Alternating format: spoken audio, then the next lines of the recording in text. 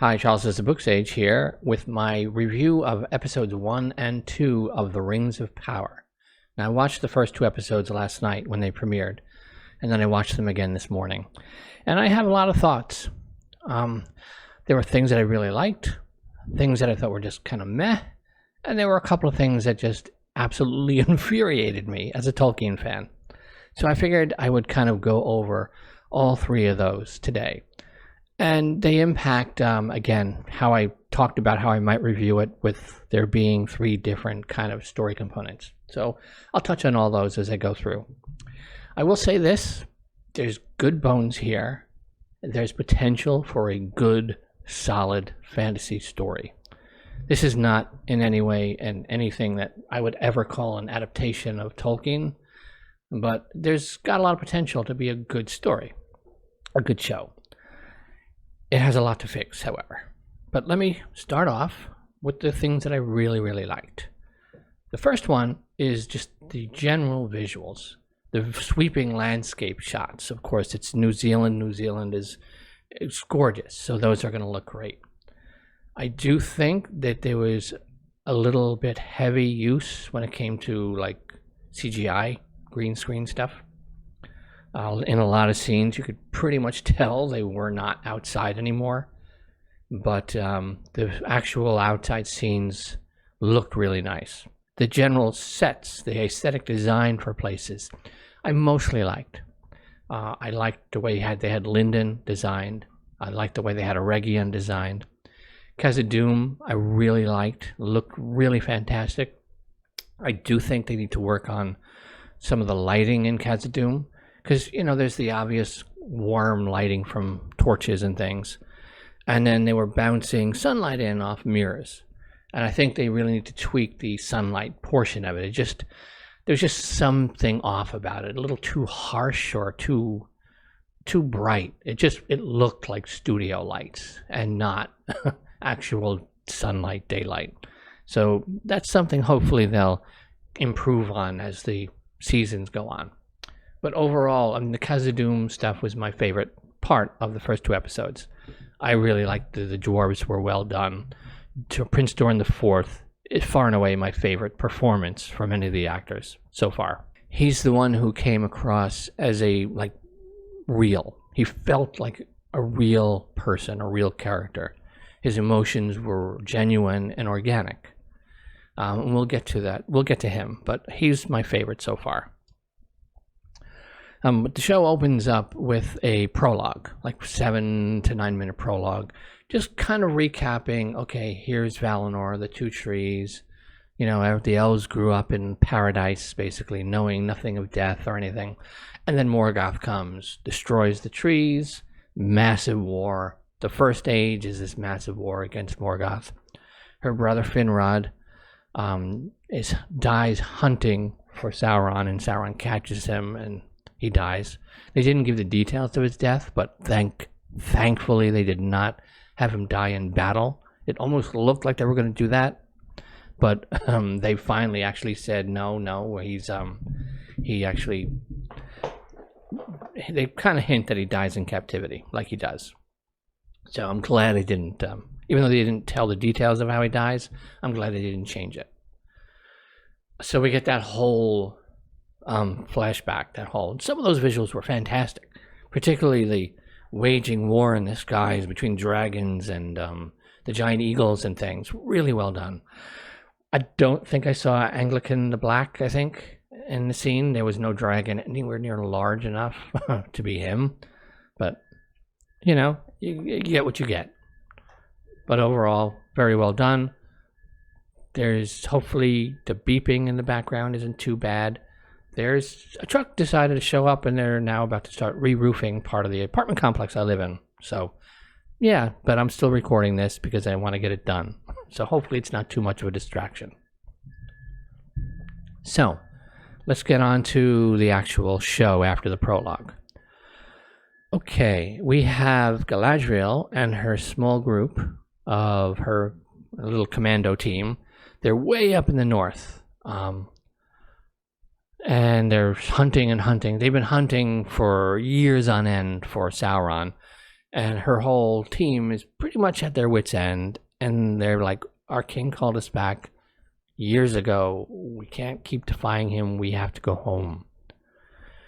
And she's like, just push on a little more. She finds this sort of mysterious marking that she believes Sauron has been leaving as some sort of message to his followers, to the orcs.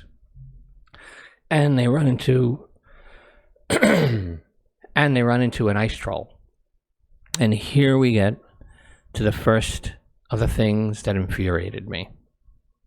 Okay, these are Noldor elves. Okay, these are like high elves. Like if you put a hierarchy of elves, the Noldor are pretty high up there.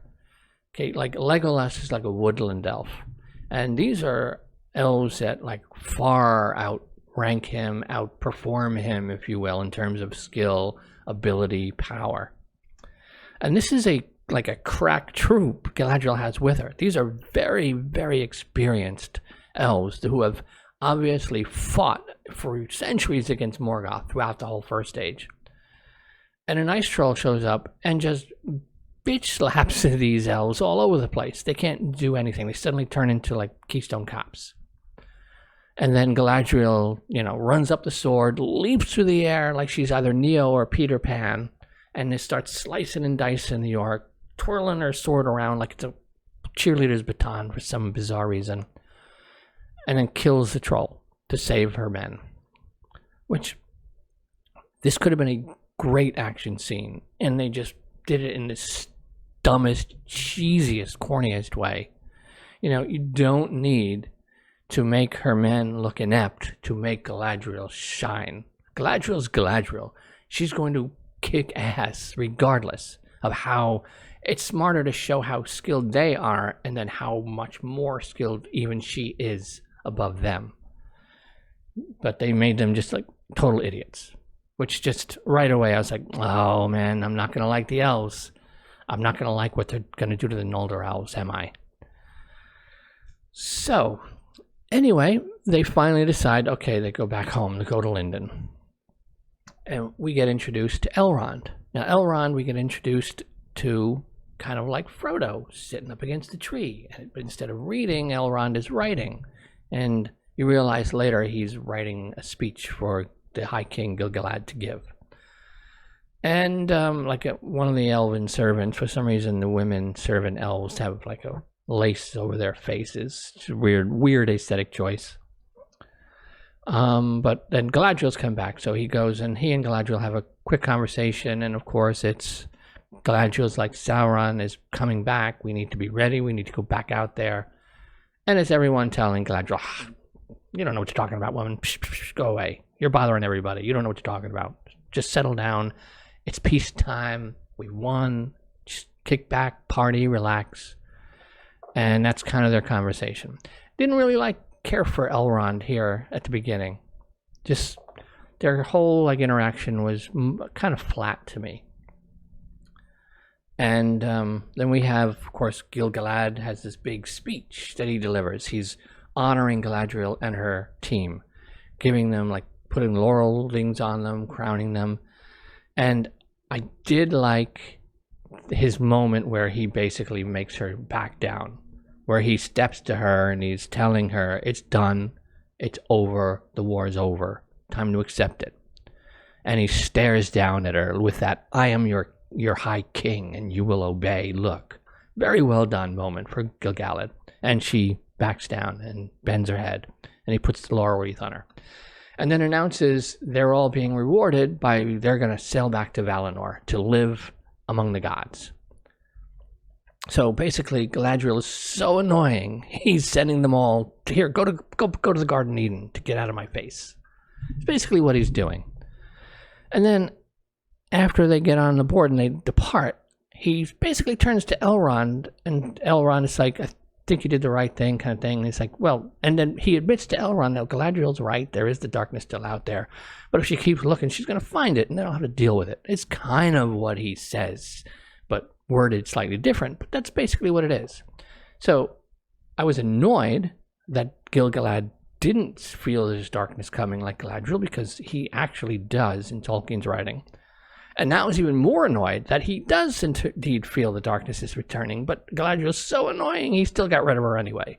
It's like, what, come on, what are you doing to these characters? What are you doing to the Noldor? And so we'll switch over, before I get back to Galadriel's pursuits, to the Harfoots. Now, I can see what they were going for, what they were trying to do with the Harfoots. To me, they need work. They came across as almost a caricature of hobbits rather than just feeling like hobbits. They were a little more annoying because they were trying to be too cutesy. You could see what they were trying to do, and it just, again, this is some of the elements that are off in this show. They're trying too hard at certain things, and it loses its authenticity when you do that. And the Harfoots just felt like caricatures of hobbits instead of just feeling like hobbits, like Harfoots. But again, a lot of potential there. They're a nomadic tribe. They're moving. The seasons control where they live, where they go.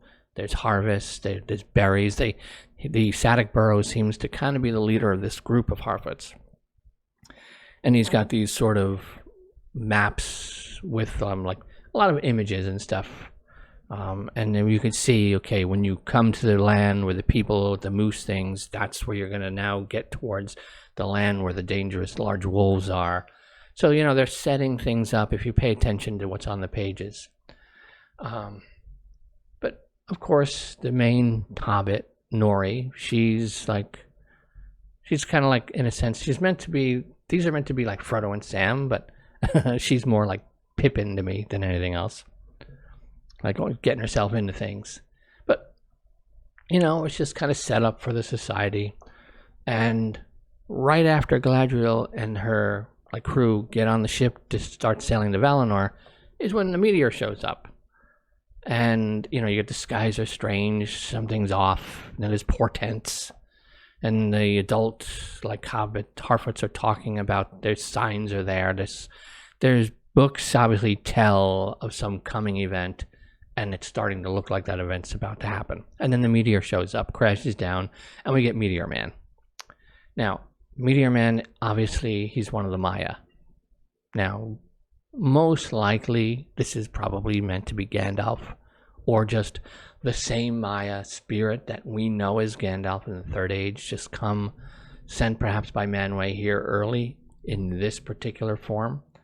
Whether we'll find out in season 1, or whether we'll find out at all who he actually definitively is, who knows? I don't know.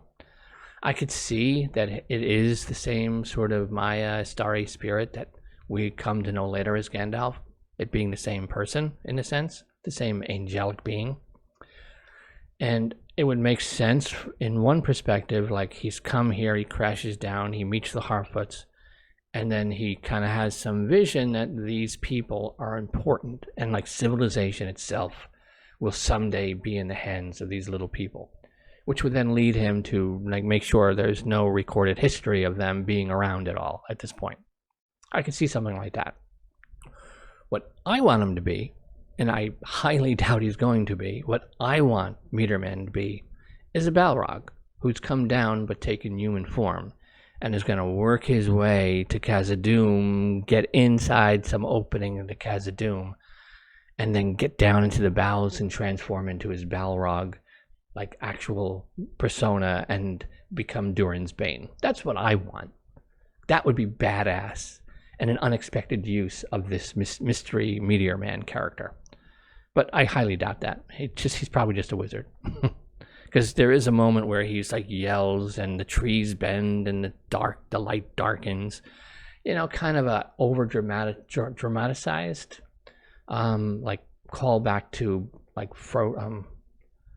Gandalf putting Bilbo in his place in Bag End, where he's like, I'm not trying to rob you, I'm trying to help you. That scene is kind of like a little hat tip to that, which kind of seems like he might be kind of Gandalf, but we'll see. Those scenes are okay. It's he's just this weird sort of basically, how the if you're a Doctor Who fan, you know how the Doctor can be kind of like spastic, if you will, when he first regenerates. He's like all over the place, particularly the 12th Doctor, Capaldi's Doctor. He was like drawing on the floor and doing all this crazy stuff. And that's kind of what they have the Stranger doing here. He's looking for some constellation by the looks of it. And which looks like there's a constellation in Celebrimbor's book on one of those pages as he's turning the pages. So we'll see. Galadriel, is also looking up at the stars when she's in the Sundering Sea, looking at the constellations. So I don't know if there's some like cosmic aligning of the stars that's supposed to trigger some like prophecy. Who knows? Who knows where they're going with this? But again, to me, there's work to be done here with the Harfoots. Right now, they just come across as sort of a caricature of hobbits. So hopefully they'll like find their rhythm. With the writers will find their rhythm, and the actors will find their rhythm as well.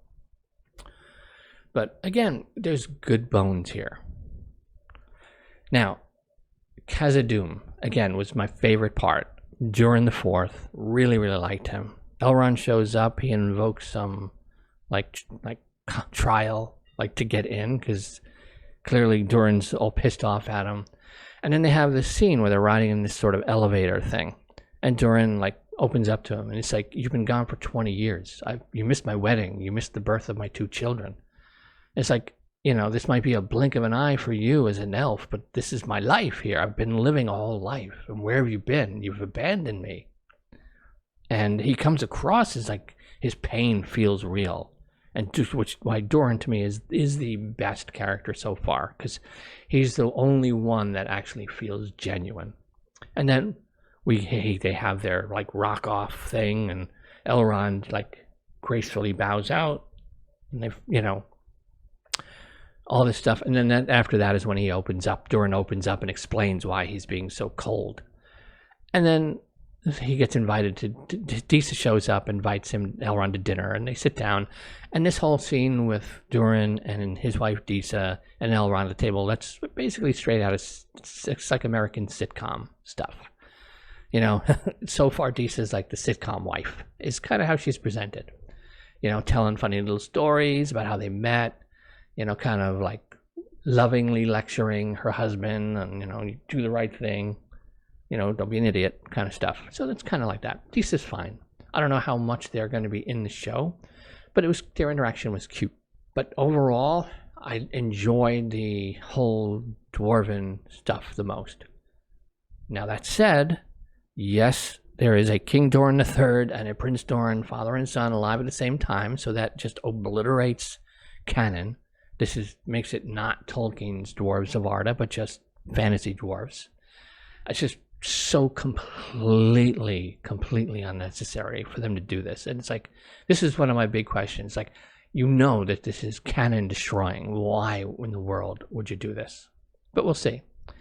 Maybe the Balrog is going to body Durin, the King Durin, and that's how Durin the Fourth will become king. Who knows?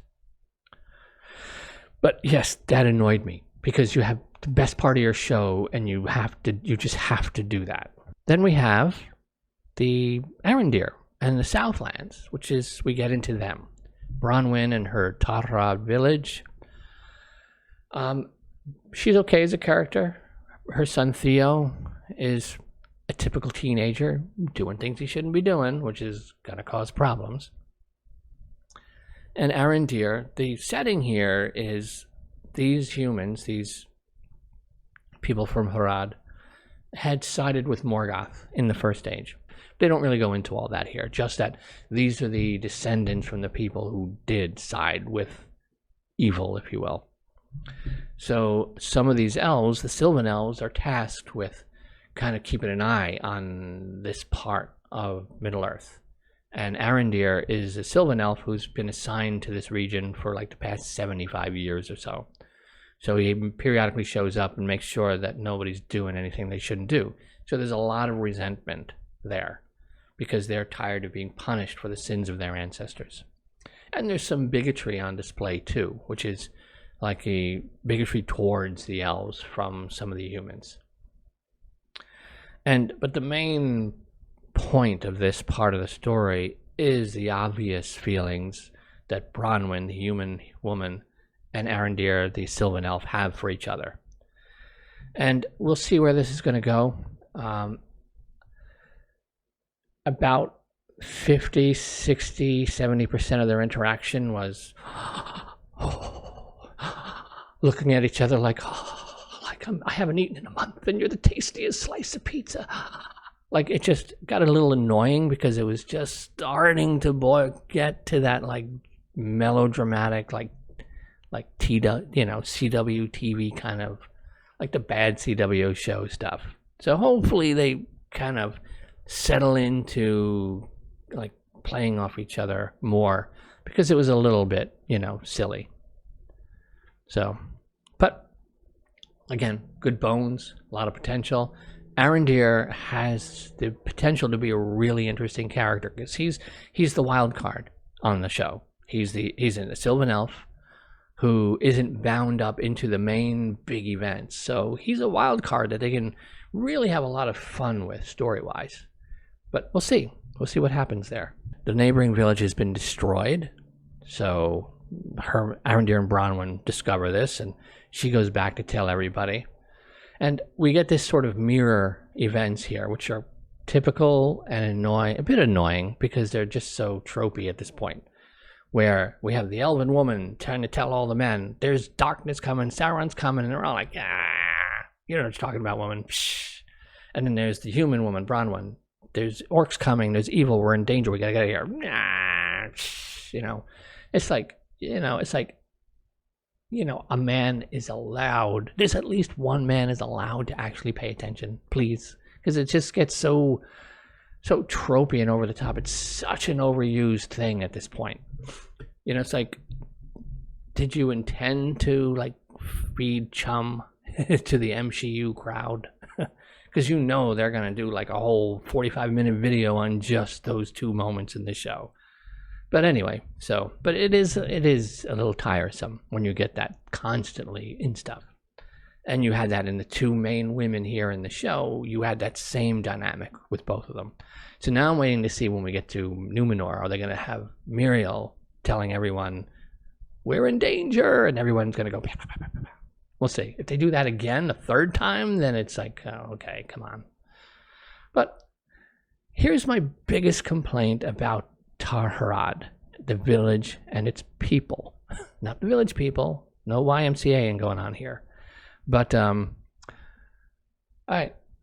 where was their cultural identity? It was a drab town, some stone, some huts, mud.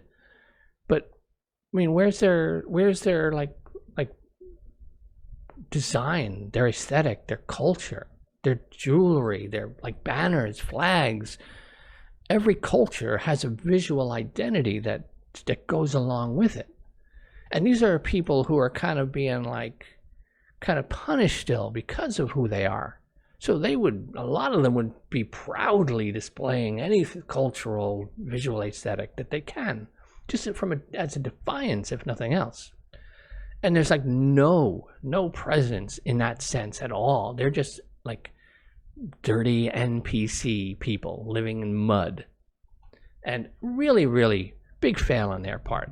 Because, if you're going to go out of the way to build these Lindon and Eregion and Khazad-dum and eventually Numenor, don't ignore the small, I hate to use the term, but the small folk, if you will. Just the common man living in their villages. These are lively places with people, with real lives and loves and traumas and experiences. And there's design. Each area would have its own flair for just clothing and just jewelry and all this stuff, and there was like nothing there at all, and that was really disappointing. So I hope that's something, because you're giving us a part of Middle Earth we haven't really seen. Where's its cultural stamp? Where is it? Because you did nothing at all for it, and that's not good, man. That's a big failure on the part of the showrunners and the writers to forget to include that. It matters. It's important. If you want us to care about these people, make them as real as possible. And you made them NPCs for the most part, except for two characters. But again, good bones, a lot of potential there. We'll see if they can actually rise to the occasion as showrunners and writers. Do they have the talent for it? So, okay. Now we come to the part that infuriates me. And that is the Noldor, the Eldar, the High Elves. Okay? All right. Elves are immortal, otherworldly, ethereal beings. They are distinctly different from humans. There is no mistaking one of the elves. And the Noldor would be visually distinct from even the Sylvan elves. Like, you have Arondir and Elrond, or Arondir and Galadriel. There is no question that the Noldor elf outranks that Sylvan elf. Like, these are powerful people. And there's no presence to any of these elves. There's nothing that makes them seem otherworldly. They got pointy ears. But if they didn't have pointy ears and you weren't told, that's an elf, people, there's nothing there yet in 2 episodes that would indicate that they're any different from just regular people, from humans. There's nothing there. Like, not an ounce of that sort of ethereal, alien, otherworldliness to them. Nothing. And shocking, really shocking, especially the Noldor. I mean, you haven't really seen the Noldor. These are people who went toe to toe with Morgoth and his army for like 600 or 700 years or more, 1,000 years, just daily, fighting every day and standing. And even when they lose, they survive and they keep coming until they finally won. And there's nothing. There's no presence to them at all. Like, at all. And I cannot for the life of me understand who made this decision. Like, okay. Back to Galadriel and her posse sailing to Valinor. The ship is arriving. The veil is pulling back. You can see glimpses of basically heaven on earth. Now, the irony here, had she stayed on the boat and gone into Valinor, she would have discovered her brother Finrod resurrected by the gods for his achievements. Living with his wife. So she would have actually had her brother back, and she would have been living in paradise. But nope, she decides, peace out, boys, and dives into the ocean. Okay, she grabs her brother's dagger that's lying on the ground and yeets herself into the ocean and decides she's going to swim across the entire world without any water, without any food, without any nothing. She just, imagine diving off the pier in Tokyo and you're going to swim to California.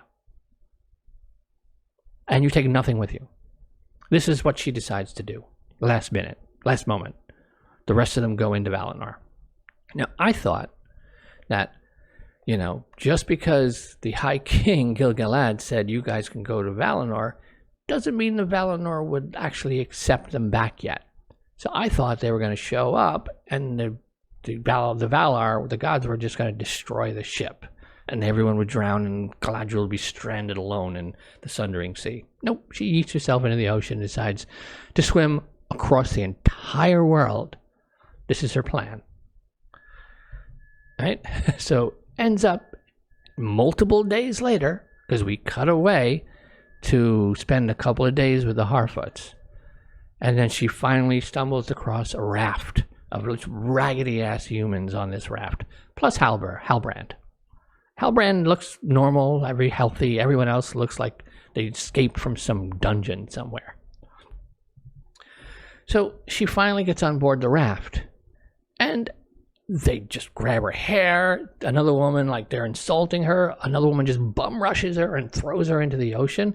Now, again, this is Galadriel. This is the most powerful magic wielder outside of Sauron and the gods on that planet. Just sheer presence alone as a high Noldor elf would have those humans just stepping back, and not even in fear, but just the sheer presence. They would just even subconsciously step back. and they would not be able to just bum rush her and throw her in the ocean. This is just farcical, the way they're presenting the elves here and Galadriel. This is just ridiculous. This is not. These aren't. I don't understand who made this choice. No NPC rando human is going to be bullying Galadriel. And this is the other thing too. Ice Troll at the beginning of season 1, where her men are just getting bitch slapped, slammed against the stone walls. And here, right after this scene, where she gets back on the raft again, the sea monster shows up and then just starts attacking them all on the raft. And she survives and Halbrand survives. Okay. Why doesn't the most powerful magic wielder on the planet outside of Sauron use her magic at all in any moment? The only time we see her wielding any magic of any kind is in the flashback at the beginning in Valinor as a little kid making this boat kind of like unfurl in the river. That's it. Her men are getting like smashed against rocks and everything. Nope, doesn't use her magic. Sea monster coming to kill everybody on the raft. Nope, doesn't use the magic. Nothing. Not an ounce. So it's like, who is this character supposed to be?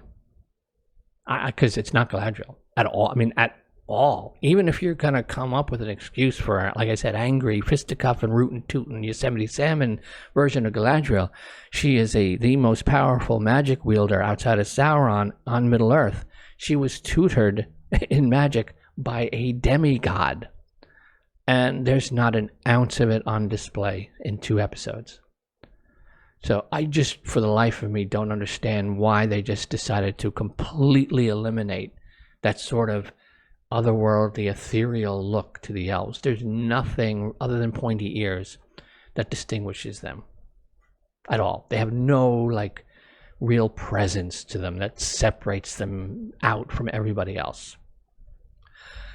Again, all that said, there's good bones here. There really are good bones here, and there's a lot of potential.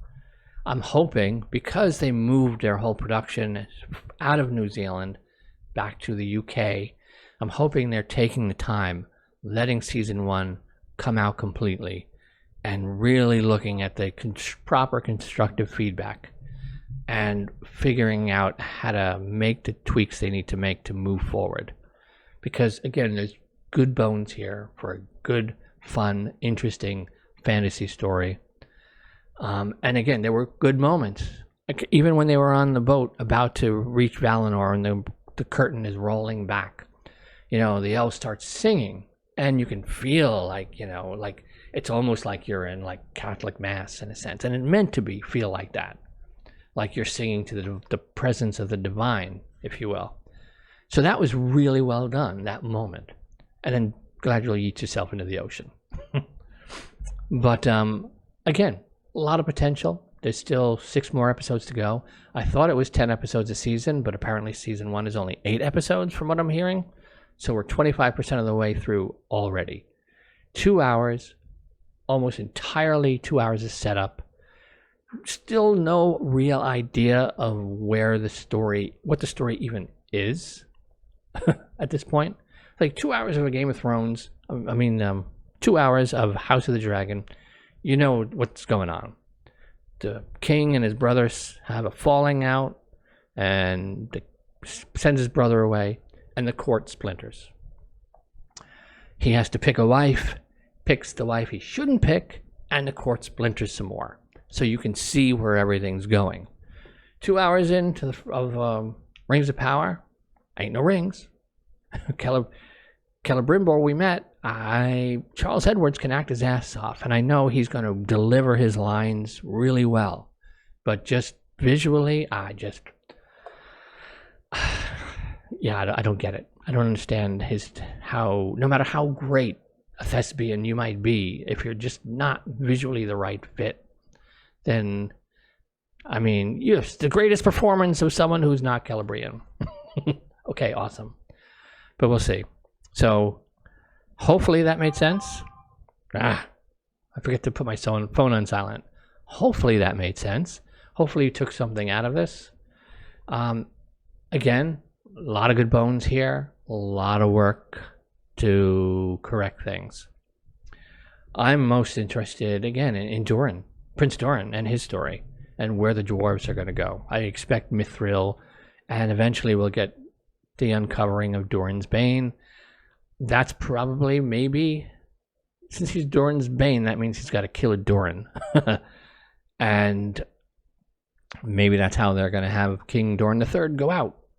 But it still annoys me that there's two Durins alive, because there can't be two Durins alive, because they're meant to be reincarnated, the original Durin reincarnated, so two of them can't exist at the same time, and they've just thrown that whole part of, like, foundational cultural dwarven lore out. But, so yeah, again, still salty that we didn't get Glorfindel in Fellowship of the Ring, so. But anyway, I don't know how to rate this, if I give it a number rating. I really don't know. If I'm going to give the first 2 episodes a 1 through 10, maybe a 5. Because most of it was meh, you know, so. But, again, potential. Good bones. I'm going to see where they take season 1. Hopefully they start giving us some semblance of a actual direction to go. But, that said, let me know down in the comments, did you watch the first 2 episodes? Let me know what you thought of them. If you are someone, I'd like to hear from, in the comments, from someone who's read Tolkien's Second Age stuff and watched the show. I'd love to hear from someone who hasn't read any of Tolkien's Second Age stuff and watched the show, to hear what your opinions are. Because I am curious to see how this is coming across to someone who doesn't know any of this, even the small bits of source material they're using. Because I am curious. Also the same with House of the Dragon. People who haven't read Fire and Blood, I'm curious to how they take this stuff as well. But overall, again, I gave 5 out of 10 at this point. A decent start. Lots of potential. And we'll see where it goes. With that, I am Charles, SirBookSage. Happy reading.